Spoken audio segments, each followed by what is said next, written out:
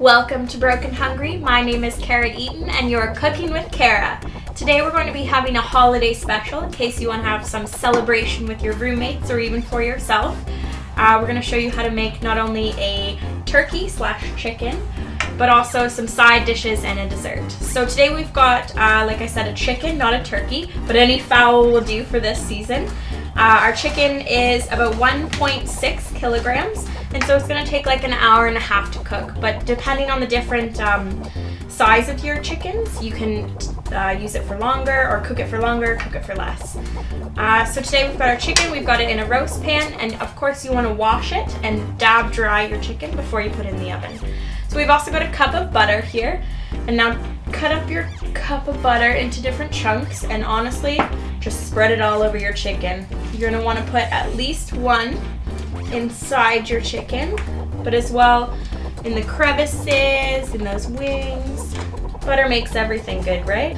Also, always buy unsalted butter. I've had a lot of confusion with this in my day, but unless the recipe says buy salted butter, always buy the unsalted butter. Alright, so you also want to slather it on there. This is also a really simple recipe. It only has 5 ingredients to it. So we've got our butter, our chicken, and I'm going to move on to our next ingredient now. We've got garlic as well. So you want to buy a full garlic, and half of it you're going to cut up and peel into its cloves like I've done here. And what you're going to do with this is just, again, stick it next to the butter inside the crevices. Garlic is something that before you cook it, it's really strong. But once you start to cook it, it loses its flavor a little bit, which is why we can put whole cloves into the chicken, because then you'll be able to eat it and it won't have quite as strong a flavor. So the other half of your garlic looks like this. You're gonna wanna stick it inside the chicken. I know this may be a little gross, but it's just chicken. Be aggressive. And stick it right to the back because you're going to want to we're also putting lemon in there. Alright, so like I said, our next ingredient is a lemon. So what you're going to want to do is take half of your lemon and you're going to stick it in the chicken as well. Your chicken is going to be stuffed right full. Hopefully you will be as well at the end of this. Alright, and then the other half you can use to squeeze lemon juice on top. Now this is a pretty basic chicken recipe. If you did want to add a bunch of spices or your own flavors, this is where you would take that opportunity. Today, I am going to keep it pretty basic because I like to use different sauces and things to add a little flavor to my chicken. So I'm just going to put sage on it instead.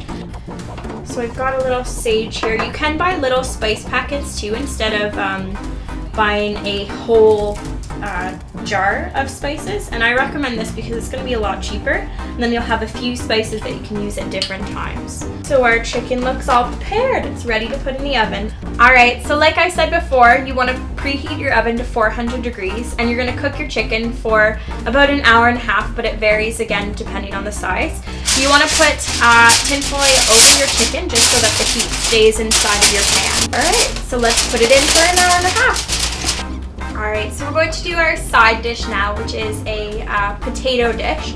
And what we've got today is we've got some sliced russet potatoes, not yellow potatoes, a cooking muffin tray, some cream, some olive oil, and some spices. You should, if you just have salt and pepper at home, that should be okay. But if you want to add some extra flavors, do it by taste and add in whatever spices you want.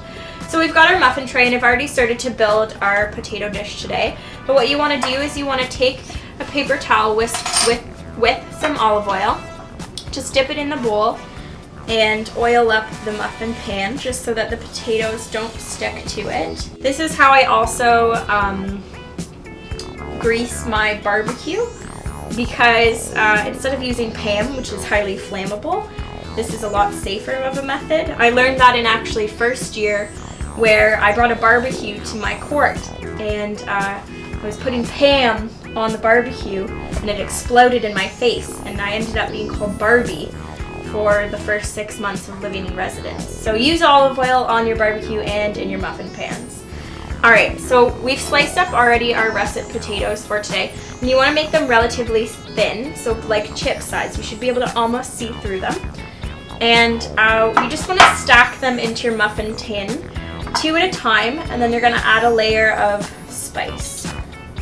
So let's find 2 that fit here. Okay, and then just add a layer of spice on top of that. Not too much because these are individually eaten bites. 2, and add some spice. Now make sure that your stacks don't go higher than the muffin tins because we're going to be covering them in cream. Alright, I think that's all for our potato muffin cups. We're going to add our cream now to them. So you want to add 1 tablespoon of cream per muffin cup. So I only have a teaspoon today, but 3 teaspoons equal 1 tablespoon. Now you want to completely coat your potatoes so that they evenly cook. This whole dinner probably costs about under $30. I would stretch to even say under $25, depending on if you have the spices already or not. So something like that, it's pretty cheap and it's really thoughtful. So your parents or your roommates are going to really appreciate it, especially during the holiday season. And it's also something different than just making chocolate chip cookies or gingerbread cookies for your friends. Try having them over for a little dinner party. Alright, so now all of our potatoes are covered in cream and we're going to put them in the oven. So these can go in at the same time as your chicken. They only take 30 to 35 minutes though, so wait until the last half an hour of your chicken cooking to put them in. You're going to want to make sure you look until they're golden brown, so keep your eye on them when you put them in. So now we're going to start our dessert portion. We're going to make mini caramel apples for you today. Now it's again another really simple recipe. We've got 2 large apples and some caramels and some milk. That's basically all you're going to need. So I've already cored and peeled 2 apples, and what I've done is I've taken a little scooper like this. Try not to use an ice cream scoop, it's going to be too big. And buy the biggest apples you can because you're going to be making little balls out of them. So I've already made some balls there, and I'll show you how to make other ones. So they're not going to be perfect, but try and get the roundest balls that you can make out of your apples. Alright, so now we've got our little apple balls, as you can see. Alright, so let's put our caramels on our double boiler here. And you're going to want to use a wooden spoon to stir them as they start to melt. So with the caramels, once they start to melt, we're going to put, we have 2 tablespoons of milk in here with them. And so you're going to put that in, and it's just going to make it a little bit more creamy and have the apples pick it up a little bit more. So once the caramel starts to look really smooth and liquidy, that's when we're going to start to dip our apples in it. So we have some pegs here today, of which you can just skew each apple with. So you want to dip your apples in and circulate them so they get completely covered in caramel. And then have your tray also ready right beside your dish so that you can just plop them on there.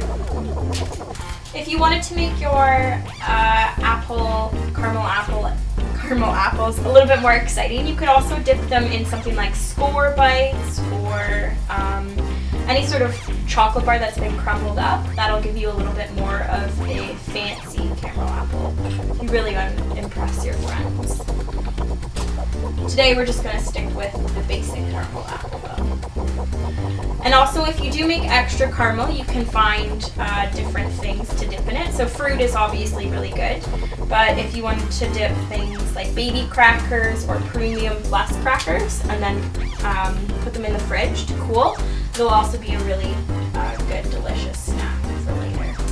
So we're going to make our vegetable portion, and we're going to make a sort of bean almond dish, I guess you could say. We've started out with about 1/2 cup of almonds, and we've got our pan on medium-high heat. And we're going to toast them. Buy sliced almonds so that they are thinner, and we can toast them fast. Now I've taken the chicken out and removed the tin foil for the last 5 minutes of its cooking time. It's been about 1 hour and 40 minutes. So again, you want to watch for it being really brown and crispy. It looks like this. It looks delicious. Alright, so now we're going back to our toasted almonds. So you want to be careful to watch your almonds as you're toasting them because they can get really brown really fast. So make sure you're stirring them around or practicing your chef skills by moving them around a little bit. So once you start to smell the almonds, that's when you'll know that those are for sure ready and done. think I can smell them now. So once our almonds are toasted, we're going to add about a 3/4 cup of water. And then let's turn that down a little bit because we're also going to add 2 tablespoons of butter. And you're going to add your beans as well. So you want the water to boil and basically to simmer the beans. So once your water is boiling, you're going to want to cover them for about 3 minutes just so that the water can steam the beans. And then you're going to take it off of the stove and let it sit for another 10 minutes or so just so it can fully soak up all of the deliciousness inside. Alright, so we're checking on our beans now, and as you can see, most of the water has evaporated. The beans are getting pretty crispy, or they're going to have a crisp when you bite into them, which is what you still want. You don't want them to be completely soggy. So let's take them off the stove now and let them sit for the 10 minutes. We've also pulled out our potatoes, which are ready. And what we're going to have to do is flip them to get the full effect. So let's go and flip them. Alright, so before we flip over your potatoes, you want to make sure that they're completely non-sticking to the sides. So just take a knife around the sides of the potatoes and make sure that they're going to come off of the pan. Alright, let's flip them over. So you want to take something like a baking sheet or a cutting board, that you can put on top so that we can flip. Just like that. I heard them fall.